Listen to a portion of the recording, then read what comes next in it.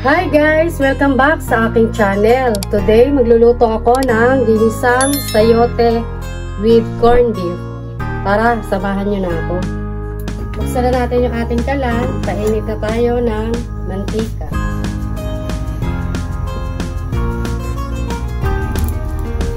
Pag mainit na yung ating mantika, igisa na natin yung ating sibuyas.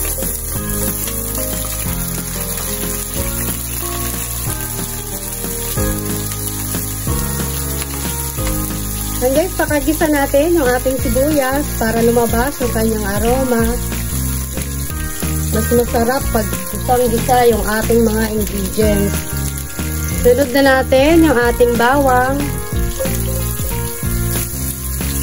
Gisa rin natin ng maigi yung ating bawang.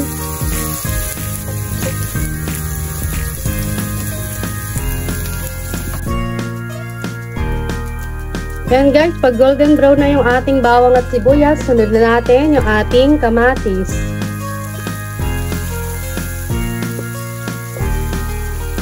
Gisa rin natin ng maigi yung ating kamatis. And guys, kung hindi ka pa nakapag-subscribe sa aking channel, please subscribe ka naman. Pakipindot mo na rin yung notification bell para lagi kitang i-update sa mga susunod kong video. Pwede na natin i-add yung ating corned beef. Yan guys, isang latang corned beef lang yung ilalagay ko. Ayos na yan kasi malasang malasa yung ating corned beef. Hindi po yan sponsored.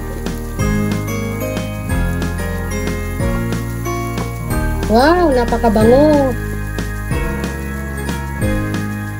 Sunod na natin yung ating carrot.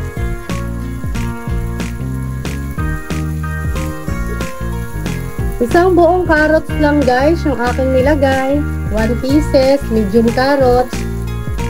Para may kulay yung ating sayote. Takpan ko muna guys ng 1 minuto.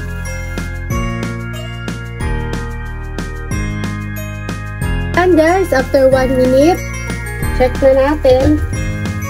Wow, ang bango. Mag-a-add na ako ng 3 tablespoon ng patis. Saka yung ating black pepper. 1/2 teaspoon.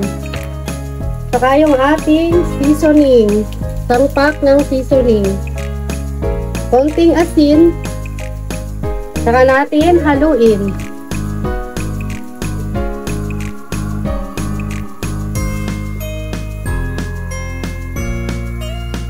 And guys, pwede natin i-add yung ating sayote.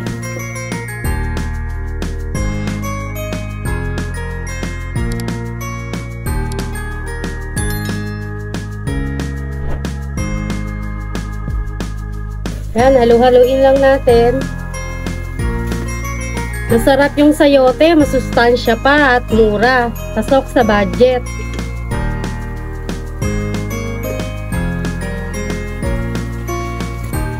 Yan guys, tatakpan ko muna mga 2 minutes. Tsaka natin i-check mamaya. After 2 minutes, check natin yung ating sayote. Yan guys, nagsasabaw yung ating sayote. Kaya hindi ko na siya nilagyan ng tubig. Yan, halu-haluin lang natin. Sarap. Ang ating ginisang sayote.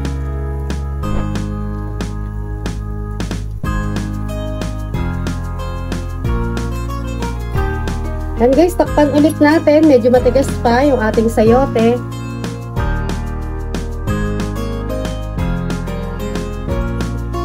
After 3 minutes, check natin yung ating sayote. Yan guys, so nagsabaw na siya. Sarap ng ating sayote. Masarap to, partnera ng pritong isda.